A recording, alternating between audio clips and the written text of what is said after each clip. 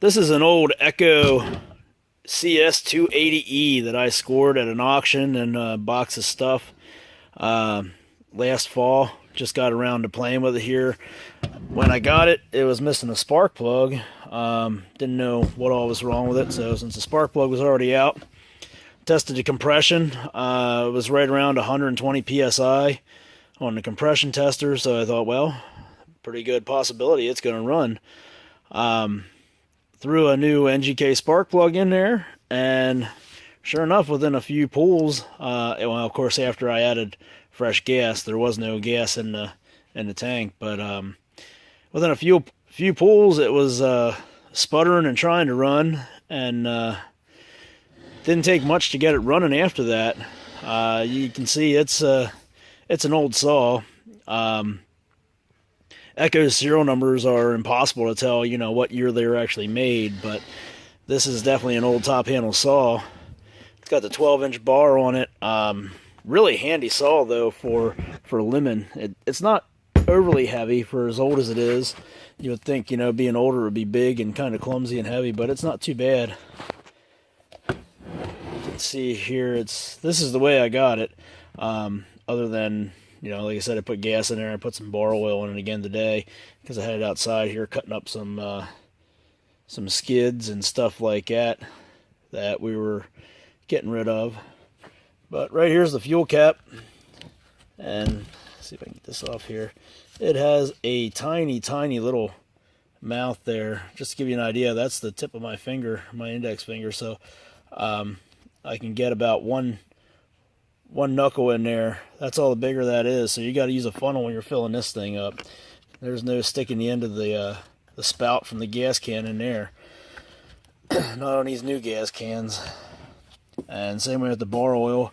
As you can see, that's a real small hole there to fill that up. So when you're pouring from a gallon jug, you definitely got to use a funnel. Got the toggle switch for the on and off, and got the trigger lock up here. So you got to be squeezing the white part down to be able to get that get the trigger to work. Something else really cool in this, because it's so old, it's got the inertia activated chain brake right here.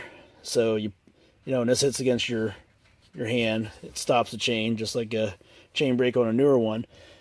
The thing that's different about this one though is once it's got some tension to it. Once that is activated like that, you can't just release it. It locks on, and that's what this little arm right here is for. You actually have to pull back on this to get this chain brake to release. So this was definitely an early style inertia activated chain brake there. Nothing like you're used to seeing on the newer saws today. But again, for all the more that I got into this thing, can't beat it. I've enjoyed using it.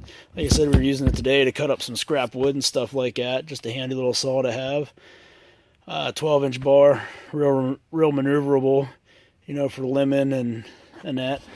The air cleaner is in the front here behind this housing, so the spikes are actually part of the air cleaner cover, and of course they're plastic. And your carburetor is up here in the front. That's why your choke's right there. So not the best to work on. Everything's kind of packed in there, but again, for a top-handled saw, it is what it is. We'll probably clean this one up here and just use it occasionally, now and then, when we got some lemon to do, and just cutting up some firewood, for throwing on the bonfire real quick, things like that. Handy little saw to have around for that kind of stuff. You can see down there's the serial number plate. Underneath, pretty much all flat, no runners or nothing like that down there.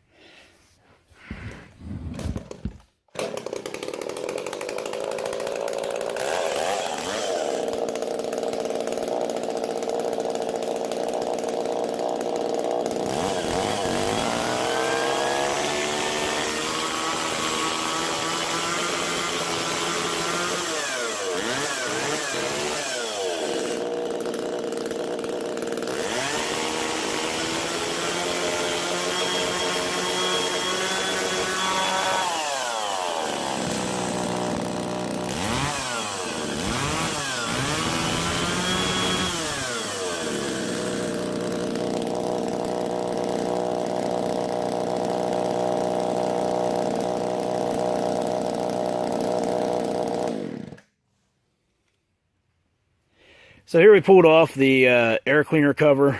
You can see these are the spikes on the side here. That's all plastic. That stud, the screw in the middle there, is actually captured. Has a little E-clip around it so you can't lose it. Or at least it's really hard to lose it. That's the air filter right there, that entire thing.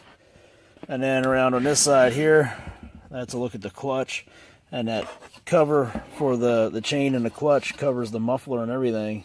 It's a pretty big piece compared to what you get nowadays on any kind of chainsaw, really. It just covers this part right up here on all these newer ones.